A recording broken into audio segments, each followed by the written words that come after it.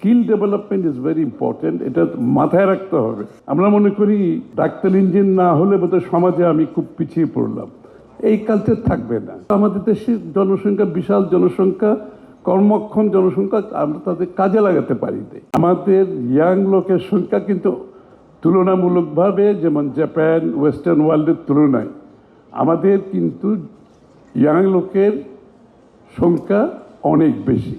So এই যে বক্তারা বলে গেছেন যে এটা একটা অ্যাসেট, এটাই কিন্তু সম্পদ। তো এটা সম্পদ তখনই হবে যদি আমি এটাকে কনভার্ট করে সম্পদে পরিণত করি। এমনি তো সম্পদ হবে না। সম্পদে পরিণত করতে হলে তাহলে আমাকে এটার জন্য কাজ করতে হবে, পড়াশোনার সাথে সাথে স্কিল ডেভেলপমেন্ট। এবং স্কিল ডেভেলপমেন্ট না হওয়াতে বাংলাদেশের যে সম্ভাবনার যে একটা ডোর আছে, যে উইন্ডো আছে, এটাকে আমরা ব্যবহার করতে পারি নাই।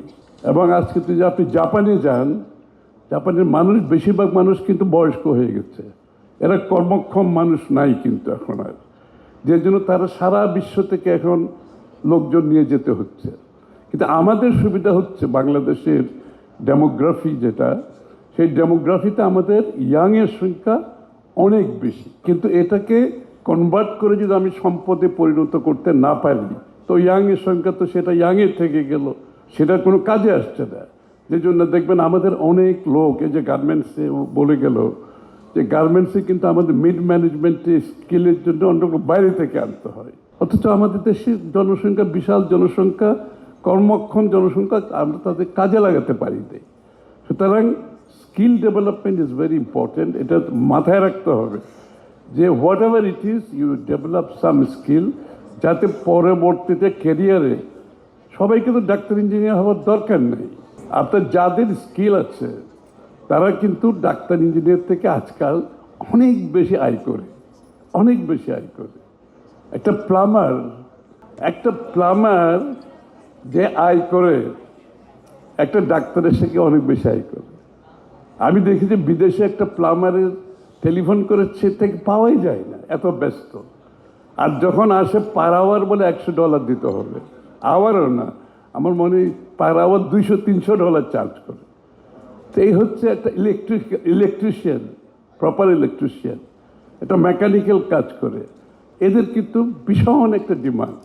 সুতরাং যে আমাকে সবাইকে ডাক্তার ইঞ্জিনিয়ার অন্য কিছু হতে কোনো প্রয়োজন নাই।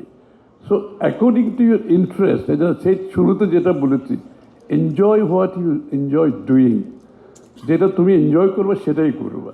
এই যে dignity of labour is another thing বাংলাদেশে আমাদের মধ্যে অভাব আছে। যুক্তরাষ্ট্রের 1 নম্বর জিম চেইন গোল্ড জিম এখন আবারও বাংলাদেশে বসুন্ধরা আবাসিক এলাকা ও বসুন্ধরা সিটি শপিং মলে।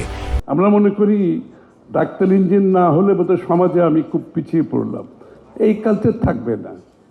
এই কালচার চলে যাচ্ছে অলরেডি। এই কালচার বিশ্বের উন্নত দেশগুলোতে এই কালচার নাই। ওখানে স্ট্যাটাস বলতে কি ডাক্তার ইঞ্জিনিয়ার, ওখানে স্ট্যাটাস বলতে যে যার যার পেশাতে যারা ভালো করছে সবাই ভালো করছে, সবাই এগিয়ে যাচ্ছে। তো সুতরাং দিস ইজ অ্যানাদার ইস্যু, আমাদেরকে মাথায় রাখতে হবে।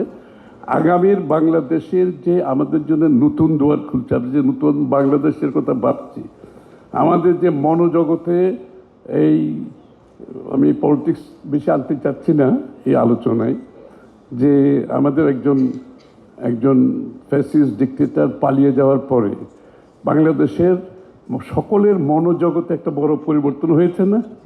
বিশাল পরিবর্তন হয়েছে।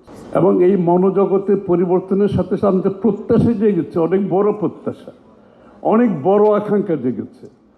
আমি পলিটিশিয়ানদেরই বলি, যদি এই প্রত্যাশা, যে মনোজগতের যে পরিবর্তন হয়েছে, যে সমস্ত রাজনীতিবিদ, যে সমস্ত রাজনৈতিক দল এই মনোজগতের পরিবর্তন বুঝতে পারবে না, এই প্রত্যাশা আকাঙ্ক্ষা বুঝতে পারবে না, তাদের কোনো ভবিষ্যৎ নাই।